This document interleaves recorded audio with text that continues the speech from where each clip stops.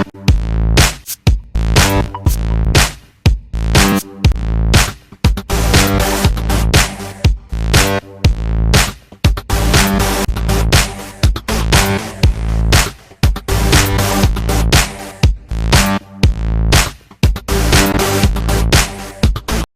Morning to all of you my dear student. कैसे आप सब? Myself doctor D N. Gupta. बच्चों, इस चैप्टर के पहले हम लोगों ने जो चैप्टर फिनिश किया है वो था the cell unit of life. और जैसे कि मैंने आपसे प्रॉमिस किया था कि जो नेक्स्ट लेक्चर हमारा होगा वो होगा cell cycle and cell division. तो उसी प्रॉमिस के अनुसार आज जो हमारा ये चैप्टर स्टार्ट हो रहा है वो चैप्टर है हमारा cell cycle and cell division. इसमें हम देखेंगे बच्चों कि सेल साइकिल का मतलब क्या है और सेल डिवीजन मतलब एक सेल किस तरीके से प्रॉपर डिवाइड हो सकती है। इस चैप्टर में हमें स्टडी क्या क्या करना है, सबसे पहले हम उन पॉइंट्स को देख लेते हैं बच्चों। तो इस चैप्टर में हमें जो कवर करना है, सबसे पहले हमें यह कवर करना है कि सेल साइकिल का मतलब क्या होता है, अर्थात सेल साइकिल की डेफिनेशन क्या है। सेकेंड, हम देखेंगे कि एम फेज, जिसको हम माइटोटिक फेज के नाम से भी जानते हैं, इसके बारे में हम लोग स्टडी करेंगे। आफ्टर दैट हम देखेंगे कि ये जो माइटोसिस डिवीजन है इसका सिग्निफिकेंस क्या है, क्या इंपॉर्टेंस है एक पर्टिकुलर ऑर्गेनिजम्स के लिए। नेक्स्ट हम बात करेंगे मियोसिस की, जिसको हम हिंदी में अर्धसूत्री विभाजन भी बोलते हैं। क्यों? क्योंकि इसमें क्रोमोसोम के नंबर डॉटर सेल में हाफ हो जाते हैं। और नेक्स्ट हम बात करेंगे मियोसिस के सिग्निफिकेंस की। तो बच्चों, सबसे पहले हमारी एनसीईआरटी का जो फर्स्ट पैराग्राफ है इस चैप्टर का वो क्या कहता है, जरा इसको समझ लेते हैं। कहता है, जैसे कि आप जानते हैं कि जितने भी ऑर्गेनिजम्स हैं, चाहे हम जितने भी बड़े लार्जेस्ट ऑर्गेनिजम्स की बात कर लें, इनकी जो लाइफ स्टार्ट होती है वो एक सिंगल सेल से स्टार्ट होती है। और वो सिंगल सेल क्या है बच्चों? वो है जाइगोट। जब मेल स्पर्म फीमेल ओवम के साथ फर्टिलाइज करता है, फ्यूज होता है, तो फाइनली क्या बनता है? जाइगोट। और जाइगोट जब माइटोटिकली डिवाइड करता है, उसी से एक लार्जेस्ट ऑर्गेनिजम्स का बनना कंप्लीट होता है। तो अगर हम बात करें बच्चों कि आपको ये जानकर बड़ा आश्चर्य होगा कि कैसे एक सिंगल सेल लगातार डिवाइड होके, लगातार ग्रोथ करके इतने बड़े एक लार्ज ऑर्गेनिजम्स को बनाती है। इसी के बारे में आज हमें इस चैप्टर में प्रॉपर स्टडी करनी है। क्या कह रहा है कि ग्रोथ और रिप्रोडक्शन, कौन से दो कैरेक्टरिस्टिक्स? पहला ग्रोथ, सेकेंड रिप्रोडक्शन। ये कैरेक्टरिस्टिक्स है बच्चों सेल्स के, और इन्हीं कैरेक्टरिस्टिक्स की वजह से पर्टिकुलर ऑर्गेनिजम्स बनते हैं, चाहे हम हो या आप हो या प्लांट हो, कोई भी हो, जितने भी लिविंग्स इस दुनिया में हैं। अगर हम बात करें कि जितने भी सेल्स हैं बच्चों, ये रिप्रोड्यूस होते हैं किसके द्वारा? रिप्रोड्यूस का मतलब होता है, री का मतलब पुनः, प्रोड्यूस का मतलब उत्पादन। मतलब एक सेल से जो नया सेल बनता है वो किससे बनता है? वो डिवीजन से बनता है। वो डिवीजन माइटोसिस भी हो सकता है, वो डिवीजन मियोसिस भी हो सकता है। लेकिन अगर हम सोमैटिक सेल की बात करें, सोमैटिक सेल वो सेल जो हमारे बॉडी को बनाते हैं, उसमें डिवीजन कौन सा होगा? माइटोसिस होगा। और जो हमारे सेक्स सेल होते हैं, स्पर्म सेल या ओवम, आपको पता है वो किस डिवीजन से बनते हैं? वो बनते हैं मियोसिस से। और इन सेल के अंदर जो मियोसिस के द्वारा बने सेल्स होते हैं बच्चों, इनमें क्रोमोसोम की संख्या पेरेंट सेल से हमेशा हाफ होगी, जिसकी वजह से हम इसको बोलते हैं मियोसिस, और हिंदी में बोलते हैं हम इसको अर्धसूत्री विभाजन।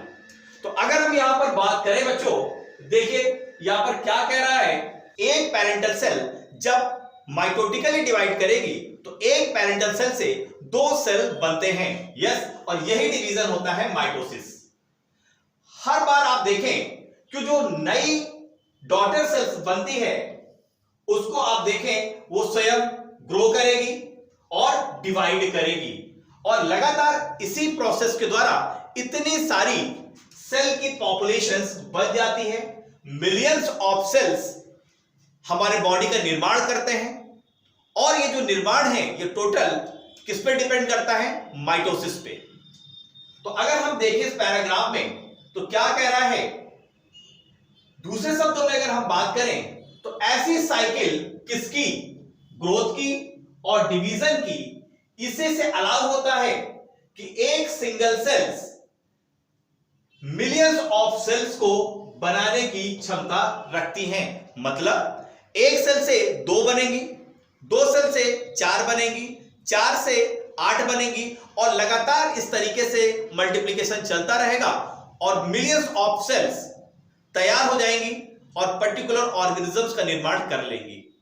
जैसे कि मैंने पहले आपको चैप्टर में बताया था, एक ऑर्गेनिजम्स का बनने का प्रोसेस क्या है?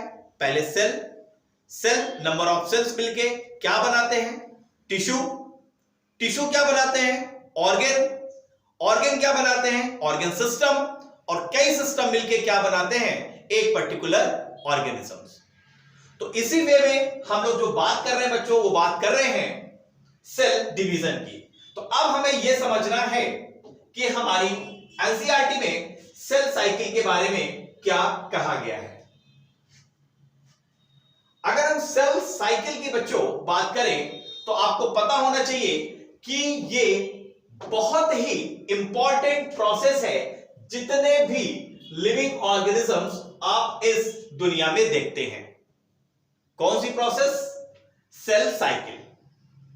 अर्थात ये जो सेल का एक डिवीजन होता है, जो सेल डिवाइड करती है, इसमें प्रॉपर इवेंट होते हैं। जैसे अगर हम माइटोसिस की बात करें तो आपको इसमें क्या क्या मिलेगा? माइटोसिस के पहले आपको इंटरफेज मिलेगा। इंटरफेज भी सब डिवाइडेड है, G1 phase, H phase, G2 phase. जो हमारा M फेज है उसमें आपको प्रोफेज, मेटाफेज, एनाफेज और टीलोफेज मिलता है। इसका मतलब क्या है कि अगर हम बात करें तो ये जो एक सेल से 2 सेल बनती हैं, तो इस प्रोसेस में सेल के अंदर जो उपस्थित डीएनए है उसका प्रॉपर रिप्लिकेशन होता है। कहां पर? एस फेज में। सेकेंड, सेल की ग्रोथ होती है कहां पर? इंटरफेज में। तो प्रॉपर अगर हम बात करें तो सेल साइकिल में आपको जो फेजेस देखने को मिलेंगी, यही सारी फेजेस मिलके सेल साइकिल को बनाती हैं। अगर हम बात करें ये जो सारे प्रोसेस हैं, चाहे हम सेल डिवीजन की बात कर लें, डीएनए रेप्लिकेशंस की बात कर लें या हम सेल ग्रोथ की बात कर लें, ये सभी के सभी सेल साइकिल का ही पार्ट होते हैं। अगर हम बात करें तो ये जो प्रोसेस है बच्चों, ये एक कोऑर्डिनेटेड वे में होता है। मतलब एक सही क्रम है जिस क्रम से ही ये प्रोसेस प्रॉपर होता है। जैसे अगर हम बात करें, अगर किसी सेल को डिवाइड होना है, सबसे पहले वो इंटरफेज में आएगी, इंटरफेज के बाद एम फेज में वो एंट्री करेगी। नेक्स्ट पॉइंट क्या कह रहा है? अगर हम बात करें बच्चों, जो सीक्वेंस है अर्थात जो इवेंट्स हैं जिससे सेल अपने आप को डुप्लीकेट करती है, अर्थात अपने जीनोम को डुप्लीकेट करती है, सिंथेसिस करती है, उन सभी कॉन्स्टिट्यूएंट्स का सेल के जो डिवाइड होने के बाद 2 डॉटर सेल्स में पहुंच जाएंगे। यस, तो इसी को हम बोलते हैं सेल साइकिल। फिर से देखते हैं सेल साइकिल की डेफिनेशन क्या कहती है। सेल साइकिल की डेफिनेशन कहती है कि सेल साइकिल एक ऐसा सीक्वेंस है जिसमें सेल अपने आप को डुप्लीकेट करती है, अर्थात अपने जीनोम को डुप्लीकेट करती है और सिंथेसिस करती है उन सारे कॉन्स्टिट्यूएंट्स का सेल के जो डिवाइड होने के बाद डॉटर सेल्स में प्रॉपर चले जाते हैं, और इसी को हम बोलते हैं सेल साइकिल। यद्यपि आप जानते हैं सेल ग्रोथ की यदि हम बात कर रहे हैं तो हम हमेशा बात करते हैं किसकी? साइटोप्लाज्मिक इंक्रीज की। अगर हम बोलते हैं कि पर्टिकुलर ये एक सेल है, ये इसका न्यूक्लियस है, तो इसके अंदर उपस्थित जो साइटोप्लाज्म है बच्चों, यही इंक्रीज करता है तो सेल का साइज भी बढ़ता है। तो हम बोलते हैं कि क्या हो रहा है कि सेल की ग्रोथ हो रही है। लेकिन आपको पता होना चाहिए जो यूनिसेलुलर ऑर्गेनिज्म है जैसे बैक्टीरिया, वहां पर सेल ग्रोथ और रिप्रोडक्शन एक ही टर्म्स माना जाता है। क्यों? क्योंकि पर्टिकुलर बैक्टीरिया क्या है, वन सेल है। अगर ग्रोथ कर रहा है, ग्रोथ का मतलब है 1 से 2 सेल, 4 सेल, 8 सेल होना, तो वहां पर सेल की ग्रोथ को हम रिप्रोडक्शन भी मानते हैं। तो इस चीज को आपको माइंड में रखना है। नेक्स्ट पॉइंट क्या कहता है, यद्यपि जो सेल ग्रोथ है हम किसके रेफरेंस में बात करते हैं, हम साइटोप्लाज्मिक इंक्रीज के बारे में बात करते हैं। दूसरा हम बात करते हैं, अगर हम डीएनए सिंथेसिस की बात कर रहे हैं, तो डीएनए की सिंथेसिस जो है बच्चों, वो सेल साइकिल के एक स्पेसिफिक स्टेज अर्थात एस फेज में आपको देखने को मिलेगी। जो इंटरफेज की एक सब स्टेज है S phase, S for synthesis. किसकी सिंथेसिस? डीएनए की सिंथेसिस। और यहां पर जो रिप्लिकेटेड क्रोमोसोम है, या दूसरे शब्दों में हम कहें जो रिप्लिकेटेड डीएनए है, इसका जो डिस्ट्रीब्यूशन है डाटर न्यूक्लियाई में हो जाता है। लेकिन ये डिस्ट्रीब्यूशन होने के लिए डाटर न्यूक्लियाई में एक कॉम्प्लेक्स सीरीज का फॉलो अप होता है, प्रॉपर एक इवेंट्स होता है इस ड्यूरिंग सेल डिवीजन के दौरान। ये जो इवेंट्स है बच्चों, ये इवेंट्स जेनेटिक कंट्रोल के, सेल्फ जेनेटिक कंट्रोल के अंतर्गत ही ये सारे इवेंट्स होते हैं। अगर हम बात करें सेल साइकिल की, तो यहां पर कुछ पर्टिकुलर प्रोटीन है जो सेल साइकिल्स को कंट्रोल करती हैं। इन सभी के बारे में हम लोग आज के इस सेशन में पढ़ेंगे। तो चलिए सबसे पहले अब हम देखते हैं नेक्स्ट जो हमारा पैराग्राफ है एनसीईआरटी का, वो क्या कहता है। नेक्स्ट पेज पे हम आते हैं बच्चों, और यहां पर हमें यह समझना है कि सेल साइकिल की फेज क्या होती है। अगर यहां पर आप देख पा रहे हैं बच्चों, तो यहां पर एक डायग्रामेटिक व्यू दिखाया गया है एक सेल साइकिल का, और ये इंडिकेट्स कर रहा है कि कैसे दो सेल्स का फॉर्मेशन एक सेल से होता है। अगर आप यहां पर प्रॉपर, अगर आप स्पष्ट देख पा रहे हैं बच्चों, तो यहां पर देखिए इस फिगर में जो चीजें दिखाई जा रही हैं, उसमें सबसे पहले जो एक आपकी सबसे जो बड़ी फेज है, लगभग 95% टाइम को ये कवर करती है बच्चों, इस फेज को हम बोलते हैं इंटरफेज, जो आपको इस स्काई ब्लू कलर से दिखाई जा रही है। और इस इंटरफेज पे मुख्यतः आपको 3 फेजेस मिलेंगी। पहला मिलेगा G1 फेज, सेकंड मिलेगा S फेज जिसमें सिंथेसिस होगी डीएनए की, और थर्ड होगा G2 फेज। और इन 3 फेज के बाद जो फेज स्टार्ट होती है बच्चों, उसको हम बोलते हैं M फेज। और इस M फेज को ही, M का मतलब है माइटोसिस, मतलब माइटोसिस की फेज। और माइटोसिस की जो फर्स्ट स्टेज है, जिसको हम कैरियोकाइनेसिस भी बोलते हैं, इसको सबसे पहली स्टेज होगी हमारी प्रोफेज, सेकंड होगी मेटाफेज, थर्ड होगी एनाफेज, और फोर्थ होगी टीलोफेज। और आफ्टर दैट जब न्यूक्लियस का डिवीजन हो जाएगा, तो फिर साइटोप्लाज्म का डिवीजन होगा, जिसको हम बोलेंगे साइटोकाइनेसिस। और इस तरीके से प्रॉपर एक ये सेल साइकिल इस तरीके से रन करती है। तो अगर हम देखें कि एनसीईआरटी के पैराग्राफ में कौन से वो पॉइंट्स हैं जो हमारे नीट और बोर्ड एग्जामिनेशन के पॉइंट ऑफ व्यू से इंपॉर्टेंट है, तो चलिए बच्चों जरा इनको हम लोग देख लेते हैं। सबसे पहले जो फेज ऑफ सेल साइकिल कह रहा है, इसमें क्या कह रहा है कि एक टिपिकल यूकैरियोटिक सेल्स को अगर आप इलस्ट्रेशन करना चाहें, अर्थात यदि उसके सेल साइकिल्स को आप देखना चाहें, अगर आप एक ह्यूमन सेल ले लेते हैं, तो कल्चर में आप प्रॉपर इस सेल साइकिल के इवेंट्स को आप ऑब्जर्व कर सकते हैं। क्या कह रहा है कि ये जो सेल्स डिवाइड होती हैं, ह्यूमन सेल्स की बात कर रहा है, तो एक ह्यूमन सेल, एक सेल से 2 सेल बनने में जो टाइम लगता है, वो लगता है 24 hours in case of human cell. लेकिन वहीं यदि बच्चों आप ईस्ट के बारे में बात करें, ईस्ट सेल के बारे में बात करें, जो कि यूनिसेलुलर है, यहां पर जो टाइम पीरियड है वो है सिर्फ 90 मिनट्स। जहां ह्यूमन सेल टाइम लेती है 24 आवर्स, वहीं ईस्ट सेल टाइम ले रही है 90 मिनट्स।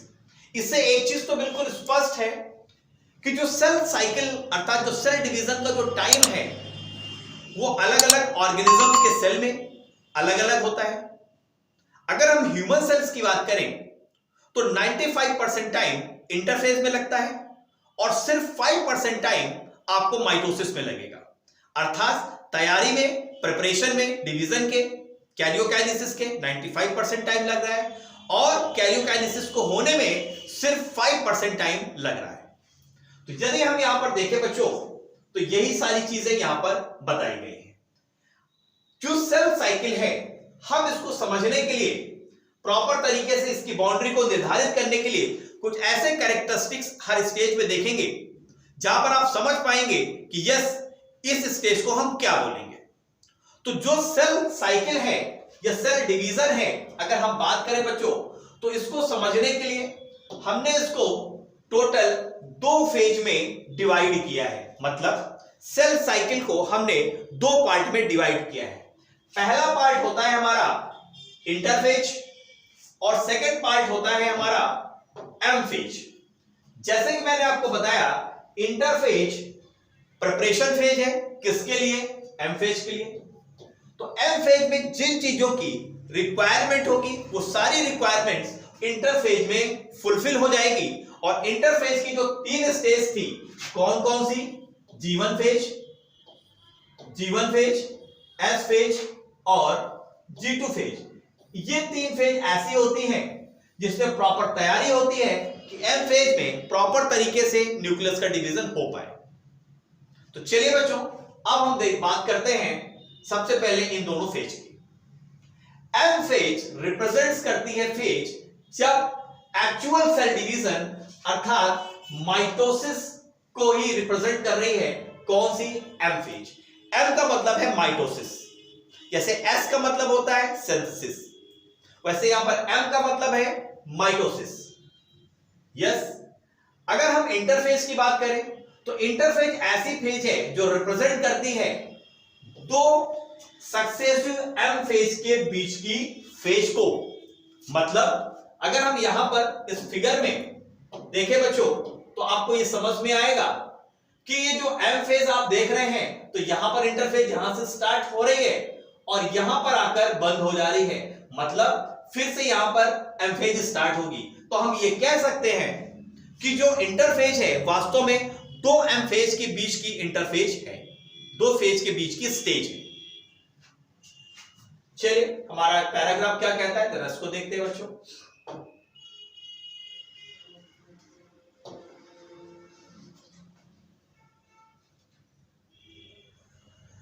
तो हमने यहां पर क्या देखा? यहां पर हमने देखा कि जो एम फेज, जो इंटरफेज है वो क्या है बच्चों? इंटरफेज 2 एम फेज के बीच की स्टेज है।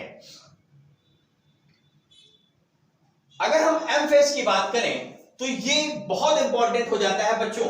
ये नोट करना, क्या नोट करना, क्या सिग्निफिकेंस नोट करना कि अगर हम एवरेज ड्यूरेशंस की बात करें एक ह्यूमन सेल के प्रॉपर सेल साइकिल की तो उसमें आप देखते हैं कि 24 आवर लगता है। मतलब एक सेल से 2 सेल डिवाइड होने में, मतलब 2 डाटर सेल बनने में 24 आवर का टाइम लगता है। और इस 24 आवर्स के टाइम में जो 95% टाइम है वो इंटरफेज के द्वारा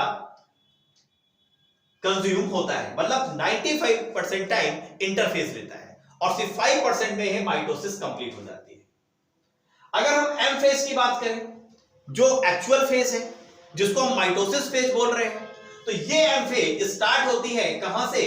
विद द न्यूक्लियर डिवीजन की स्टार्टिंग से। मतलब एम फेज हम कहां से मानेंगे? जब न्यूक्लियस डिवाइड करना स्टार्ट करता है, इनिशियल फेज से हम मानते हैं कि यस अब एम फेज स्टार्ट हो चुकी है। जैसे अगर हम बात करें कि आपको पता है एम फेज में आपको सबसे पहले क्या मिलता है? क्रोमोसोम का डिवीजन, जिसको हम बोलते हैं कैरियोकाइनेसिस। अर्थात डॉटर सेल में जाने के लिए क्रोमोसोम्स प्रॉपर, यहां पर आपको पता है एम फेज में डुप्लीकेट्स तो एस फेज में ही हो गए हैं, लेकिन यहां पर जो क्रोमोसोम्स हैं क्योंकि संख्या इनकी रिमेन रहती है, अगर 46 है तो 46 ही दो डॉटर सेल्स में ये क्रोमोसोम्स पहुंचेंगे। तो क्या कह रहा है कि जो सेपरेशन है डॉटर क्रोमोसोम्स का, जिसको हम कैरियोकाइनेसिस बोल रहे हैं, और जो एंड होता है इस एम फेज का बच्चों, वो होता है जब साइटोप्लाज्म का डिवीजन स्टार्ट होता है। मतलब पहले कैरियोकाइनेसिस होगा, फिर क्या होगा, साइटोकाइनेसिस होगा। नेक्स्ट पॉइंट क्या कह रहा है, साइटोकाइनेसिस जब स्टार्ट होता है उसके पहले भी कुछ फेज कैरियोकाइनेसिस का चल रहा होता है। इस चीज को आपको भी माइंड में रखना है। जो इंटरफेज है, यद्यपि आप इसको हम रेस्टिंग फेज भी बोलते हैं, लेकिन अगर आप देखेंगे बच्चों तो ये रेस्टिंग फेज वर्ड तब यूज किया गया जब प्रॉपर माइक्रोस्कोप का इन्वेंशन नहीं हुआ था। तो हमें लगता था कि अभी सेल रेस्ट कर रही है, लेकिन जब से आपको पता है प्रॉपर तरीके के माइक्रोस्कोप आए, इलेक्ट्रॉन माइक्रोस्कोप आए, उससे हम समझ पाए कि इंटरफेज वास्तव में ये रेस्टिंग फेज नहीं है, सबसे एक्टिव फेज है। प्रॉपर यहां पर सेल मेटाबॉलिकली एक्टिव होती है और उन सारी चीजों का फॉर्मेशन करती है जो दो डॉटर सेल में जाने के लिए जरूरी है, चाहे वो डीएनए का रेप्लिकेशन हो या उसके उपस्थित सेल ऑर्गेनल्स हो, सभी की बात यहां पर हम करें। तो वास्तव में जो इंटरफेज है ये एक ऐसा टाइम ड्यूरेशन है बच्चों जिसमें सेल प्रिपरेटिंग करती है, सारा प्रिपरेशन कंप्लीट करती है कि प्रॉपर तरीके से उन सारी चीजों का डिवीजन हो जाए जो दो डॉटर सेल में बराबर बराबर जाए। चाहे बात हम डीएनए रेप्लिकेशंस की करें या दूसरे सेल ऑर्गेनल्स की बात करें, लेकिन जो भी ये सारे इवेंट्स होते हैं सेल साइकिल में, ये प्रॉपर स्टेप वाइज होते हैं और एक कोऑर्डिनेटेड वे में होते हैं। दूसरे शब्दों में हम कह सकते हैं ये ऑर्डरली मैनर में ये सारे इवेंट्स होते हैं। अगर हम यहां सबसे पहले बच्चों अगर हम इंटरफेज की बात स्टार्ट करें तो इंटरफेज को 3 फर्दर फेजेस में हम डिवाइड करते हैं जिससे प्रॉपर सारी चीजों को, इवेंट्स को हम समझ पाए। तो इंटरफेज की वो 3 कौन सी स्टेजेस है बच्चों, जरा इसके बारे में बात कर लेते हैं। तो ये 3 स्टेजेस हैं। G1 फेज, G का मतलब है gap, S phase, S for synthesis, and third है हमारा G2 फेज। तो हमारा जो इंटरफेज है वो 3 कैटेगरीज में डिवाइड किया गया है। पहला G1 फेज जिसको हम गैप 1 फेज बोलते हैं, सेकंड S फेज जिसको हम सिंथेसिस फेज बोलते हैं, किसकी सिंथेसिस, डीएनए की सिंथेसिस, और थर्ड है हमारा G2 phase, yes gap 2 phase, just M phase की पहले की फेज।